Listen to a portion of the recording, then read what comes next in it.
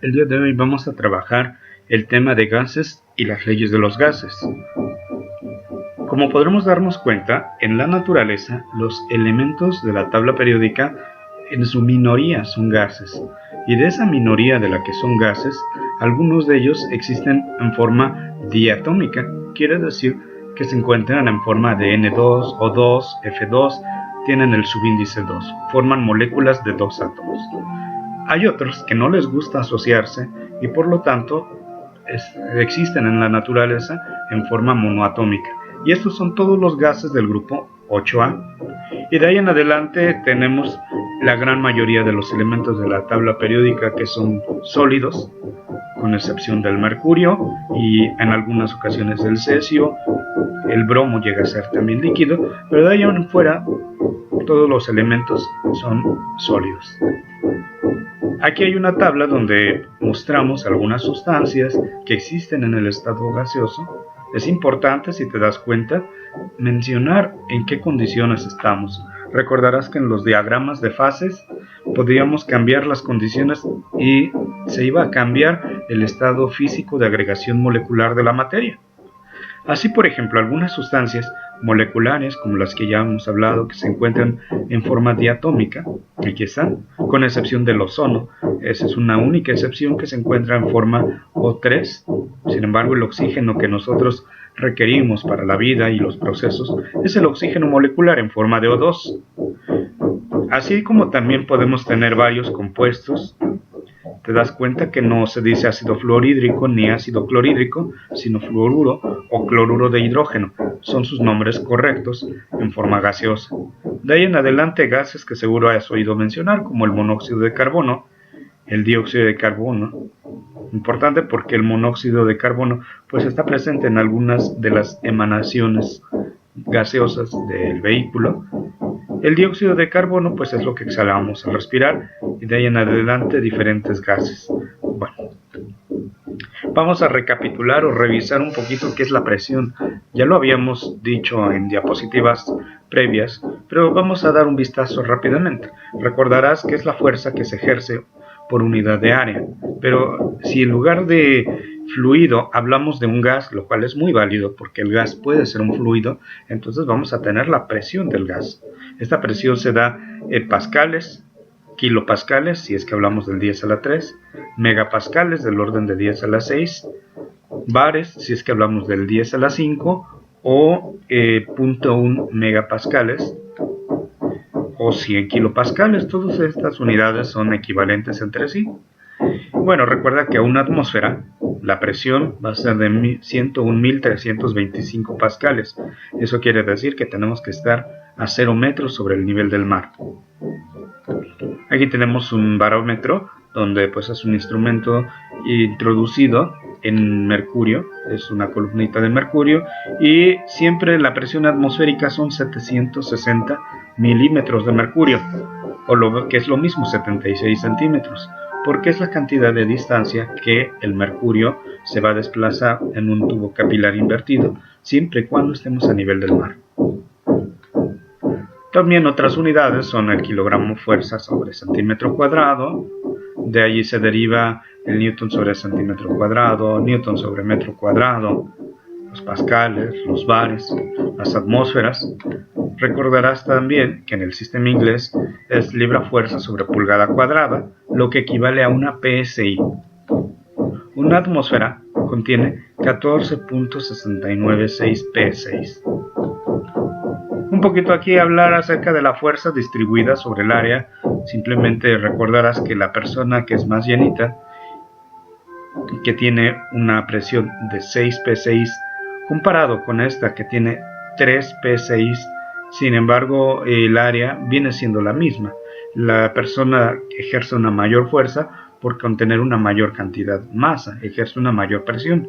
Pero ¿qué sucedía si disminuíamos el área superficial de contacto? Como por ejemplo este muchacho. Es hasta más delgado que las dos personas que tenemos aquí. Bueno, pues va a ejercer una mayor presión sobre el bloque de hielo, que lo va a poder ir cortando y va a poder ir patinando.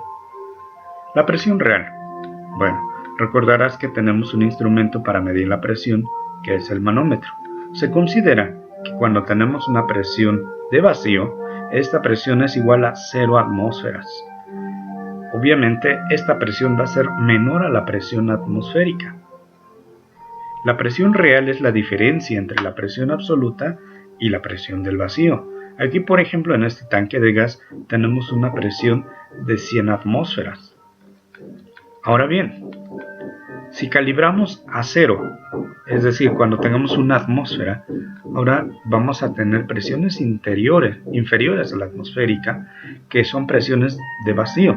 Es decir, que si yo tuviera presiones de vacío ya estaría por debajo del 0, ya no un valor de 0 como en la diapositiva anterior, pero generalmente cuando se habla de una atmósfera, esto está calibrado a 0, es decir, que no hay una presión y ya de aquí en adelante la que el gas vaya ejerciendo.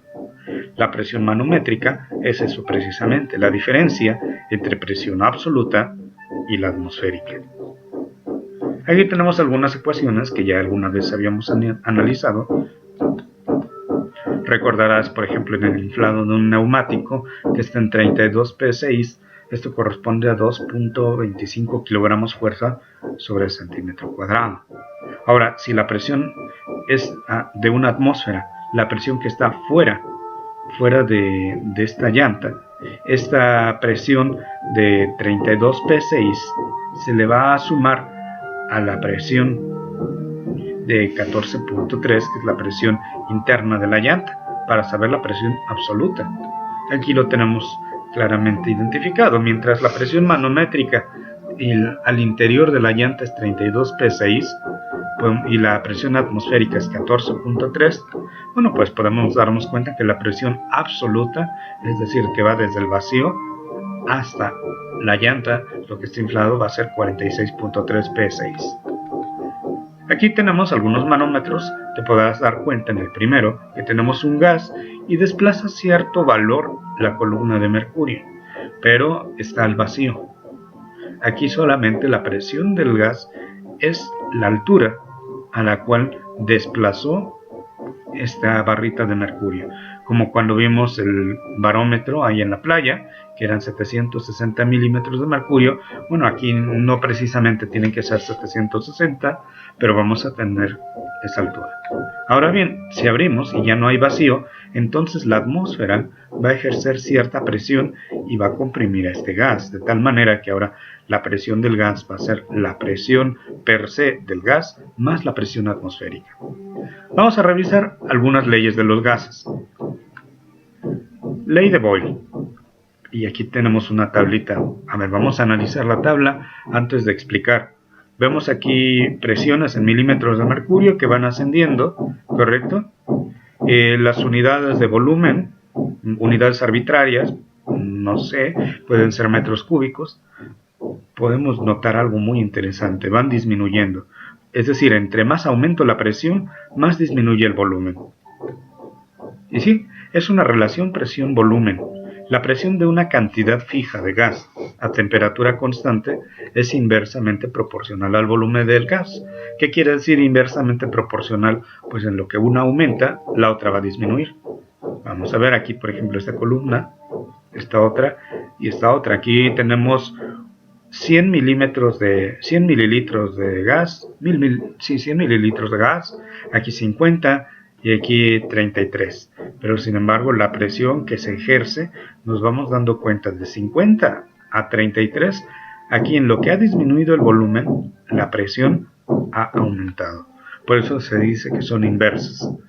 Entonces, la presión es inversamente proporcional al volumen. En lugar de este símbolo que parece un infinito cortado, pongo un igual, entonces tendría que escribir una constante de proporcionalidad para que esta constante me indique qué tanto se ve afectada la presión por el volumen. Y si aquí despejamos la constante, va a ser PV es igual a K1. Vamos a analizar este gráfico. Aquí podemos observar que tengo una presión alta, intermedia y baja presión. Claro, es como el émbolo de una jeringa. Si tú juegas aplastando contra tu dedo el émbolo de una jeringa, vas a ejercer mayor presión. Claro que el émbolo, si tú lo sueltas, se va a querer regresar a su posición de equilibrio. En cambio, podemos observar que la presión cuando disminuye, el volumen está aumentando. Lo que ya habíamos dicho de la ley de Boyle. Aquí hay un gráfico. Nos vamos dando cuenta que desde una manera asintótica, es decir, entre más voy aumentando el volumen, más va a ir disminuyendo la presión hasta que casi vamos a tener una presión de cero. Pero sin embargo, si hacemos el inverso del volumen, entonces ahora queda como una línea recta perfecta. Claro, porque son inversamente proporcionales. Recuerda que entre más crece una, más va a crecer la otra. Más va a disminuir la otra, pero aquí tenemos un inverso, entonces quiere decir que ahora entre más crezca la presión, más va a aumentar el inverso del volumen. Aquí con las ecuaciones podemos igualar dos condiciones, donde si presión 1, volumen 1 es igual a la constante, y para el mismo gas otra presión 2, volumen 2 es igual a esa misma constante, bueno, podemos igualar y tener que presión 1, volumen 1 es presión 2, volumen 2. Ley de Charles y Gay-Lussac. Bueno, pero ¿qué tienen que ver las palomitas en esto? No es ocurrencia mía, ni estaba viendo una serie, simplemente se trata de que las palomitas nos pueden ayudar a entender esto muy bien. Temperatura y volumen. Están relacionadas entre sí la temperatura y el volumen. Haz de cuenta que vas a preparar tus palomitas, vas a ver tu serie favorita, no sé si veas Big Bang Theory, veas Dark o cualquiera de las series que tú veas. Tienes tus palomitas de maíz. Las metes al horno de microondas y te darás cuenta que la bolsita se infla. Y al final tienes tus palomitas y date cuenta que abarcan un mayor volumen esas palomitas a comparación de la roseta inicial. Así que, ¿qué pasó? El grano inicial. Bueno, si analizamos el grano, podemos darnos cuenta que dentro de este grano contiene agua. Esta humedad va a buscar escapar una vez que las microondas van ocasionando que el agua vaya hirviendo desde el interior hacia el exterior. A diferencia de calentar en la estufa, donde el calentamiento va del exterior al interior, en el horno de microondas, todo lo que metamos que es capaz de calentarse, siempre se va a calentar de adentro hacia afuera. Y entonces, al estar reducida este volumen por el tamaño del grano, va a llegar el momento en que va a explotar, no va a aguantar esa presión. Nos dimos cuenta, entonces, de acuerdo a la ley de Charles y Gay-Lussac, que el volumen de una cantidad fija de gas mantenida a una presión constante es directamente proporcional a la temperatura absoluta. En conclusión, y en palabras más simples, mayor temperatura, el gas va a buscar tener mayor volumen. Y es justamente lo que hizo. A mayor temperatura, y las moléculas de agua que aquí no están en forma gaseosa, pero empiezan a evaporarse, van a buscar una salida y por eso revienta el grano de palomita. Bueno, recordarás también un poco de la escala Kelvin, va a ser muy importante para que la utilices en los cálculos que vamos a hacer con los gases. Recuerda que el cero absoluto viene de la temperatura teórica más baja posible y la temperatura de 0 grados Celsius se le da un valor de 273, que es el punto de congelación del agua. Recordarás que nunca se ha alcanzado el cero absoluto. Bueno, ¿por qué no ha sido posible alcanzar el cero absoluto? Ya habíamos discutido alguna vez donde te podrás dar cuenta que para diferentes gases, al ir disminuyendo la temperatura, la presión también va a ir disminuyendo hasta tener una presión cero. Y si cambiamos aquí temperatura y en lugar de temperatura tuviéramos volumen, el gráfico sería muy parecido. Es decir, a menor temperatura, menor volumen. Y entonces llegaría al punto en el que tendría el cero absoluto, menos 273.15, y un volumen de cero. Eso contradice muchas de las leyes. Para empezar, la materia es todo aquello que ocupa un lugar y espacio en el universo. Y si tenemos un volumen cero, pues es que no está ocupando un lugar. Recordarás aquí algunos puntos de la escala Kelvin, de la escala Celsius. Ahora bien, aquí lo que se decía de la ley de Charles, si aumentamos la temperatura, vamos a ver que aquí tenemos 3 manómetros que nos indican que la presión es constante. Sin embargo, a menor temperatura el volumen disminuye, a mayor temperatura el volumen aumenta. Es por eso que yo no te recomendaría cocinar un huevo adentro del horno de microondas, porque ¿sabes qué pasaría? Tendrías un proyectil, y entonces al aumentar súbitamente la temperatura interna del huevo, este puede derramarse y seguramente tu mamá estaría muy enojada porque ensuciaste su cocina. Ahora bien, si hablamos de volumen constante, aquí tenemos volumen constante, pero al aumentar la temperatura, vemos que la presión también aumenta, porque estas moléculas ya quieren escapar, quieren salirse. Si yo disminuyo la temperatura, la presión también disminuye. Es otra forma de la ley de Charles, donde a volumen constante, presión y temperatura son directamente proporcionales. Así como a presión constante, volumen y temperatura son directamente proporcionales. ¿Qué nos queda con ello? Podemos escribir la ecuación de esta manera, donde el volumen es directamente proporcional a la temperatura. O sea, el volumen es una constante por la temperatura.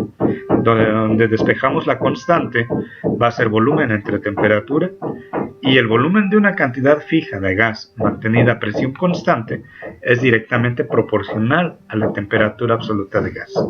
De aquí podemos igualar para dos condiciones, siempre y cuando sea el mismo gas. El volumen 1 sobre la temperatura 1 va a ser igual al volumen 2 entre la temperatura 2. Si lo hacemos con presión y temperatura, podremos darnos cuenta que la presión es directamente proporcional a la temperatura, de allí que existe una constante de proporcionalidad presión-temperatura. Si despejo la constante me queda presión sobre temperatura, y si igualo la condición 1 con la condición 2, tendría esta fórmula. Ahora, Avogadro, ¿qué es Avogadro? Bueno, el número de Avogadro 6.02 por 10 a la 23. ¿Cuál es el tuyo? Nos pregunta aquí nuestro amigo. Bueno, el número de Avogadro es un número muy útil en química, pero Avogadro no nada más hizo un número para saber la cantidad de moléculas o partículas que tuviéramos en una muestra. Así como ocupó ese número, también trabajó con los gases. Y él se dio cuenta que a mayor cantidad de materia, el volumen aumenta también. Esto nos parece lógico. Si estás inflando un globo y entre más inflas y soplas el globo va a expandirse más porque le estás incrementando la cantidad de gas. Aquí lo tenemos, por ejemplo, a presión y temperatura constante. Si yo aumento la cantidad de moléculas de gas, obviamente el volumen se va a expandir. Estamos considerando que temperatura y presión son constantes. Ahora bien, si hacemos lo contrario, si yo tengo una válvula y pudiera regresar el gas, me voy a dar cuenta que a la misma presión, el volumen va a disminuir. Es decir, el volumen es proporcional al número de moles. Recuerda que el número de moles es una cantidad de materia. El volumen es igual a una constante por el número de moles. ¿Para qué? Para quitar este signo proporcional y dejarlo como igualdad. Entonces, en resumen, la ley de Boyle, volumen es inversamente proporcional a la presión.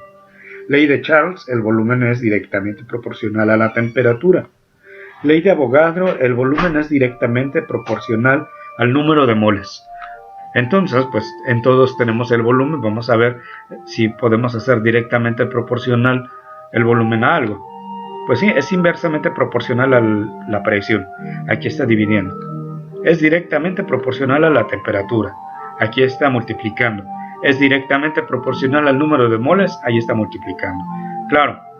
Y para quitar ese signo que es proporcional y hacerlo una igualdad, entonces vamos a ocupar el valor de la R. La R, que es la constante de los gases ideales. Entonces nos queda que V, el volumen, es la R por el número de moles por temperatura entre presión. Generalmente esta ecuación siempre se despeja y queda presión por volumen es igual a nRT. Vamos a ver que la R puede tener unidades de 0.0821 atmósfera litros sobre mol Kelvin, o bien puede tener un valor de 8.314 joule sobre mol Kelvin. Esperamos que hasta aquí te vaya quedando claros estos conceptos para que podamos seguir avanzando. Bueno, hasta aquí hay una pregunta que parece fuera de lugar. ¿Qué tiene que ver un pavo con un ratón? El pavo es herbívoro en su mayoría, el ratón es omnívoro, el tamaño no lo sabemos. ¿Qué tendrá que ver un pavo con un ratón? Bueno, pues aquí está la respuesta, mira. Si el pavo es igual al ratón y cancelamos en ambos lados la A y la O, nos queda que PB es igual a RTN. Y si reacomodamos la N, nos queda PB es igual NRT. Ahora sí, pavo igual a ratón. Recuerda que no contamos el efecto de la tilde para efectos de la cancelación. Es una forma muy sencilla de aprenderte la ecuación del gas ideal. Ahora bien, condiciones de temperatura y presión estándar. ¿A qué se refiere? Si nosotros estamos en una condición de temperatura y presión estándar, vamos a tener lo siguiente. Una presión igual a una atmósfera. Un volumen igual a 22.4 litros. Para que te des idea del volumen, se colocó ese matraz balón a un lado de una pelota de baloncesto. Date cuenta del tamaño, es mucho mayor. El número de moles es igual a 1 mol y la temperatura es 0 grados Celsius. Pero como recordarás, te dijimos que la temperatura tiene que estar en Kelvin. Estas son condiciones de temperatura y presión estándar. Con los datos de temperatura y presión estándar, ahora vas a calcular el valor de la R y justificar las unidades. Recuerda subir tu imagen en el Edpuzzle para continuar. Y bien, llegamos a la parte de los ejercicios. Vas a hacer el siguiente. Utilizando la ecuación del gas ideal, calcule el volumen en litros ocupado por 2.12 moles de óxido nítrico a 6.626 bares y 76 grados Celsius. Hasta aquí pausamos el video para que escojas la respuesta correcta. Continuamos. El último ejercicio nos dice cuál es el volumen en litros que ocupan 49.8 gramos de ácido de cloruro de hidrógeno a temperatura y presión estándar. Recuerda las condiciones de temperatura y presión estándar. Una atmósfera, un volumen de 22.4 litros, una N de 1 mol, temperatura de 273.15 Kelvin. En este caso, bueno, no tenemos un mol porque ya nos están dando una cantidad de materia, entonces habremos de calcular el volumen en función de esta cantidad de materia que nos dan. Pues muy bien, hasta aquí hemos llegado con este tema. Espero que hayas comprendido perfectamente y si no te invito a volver a ver el video. Hasta la próxima.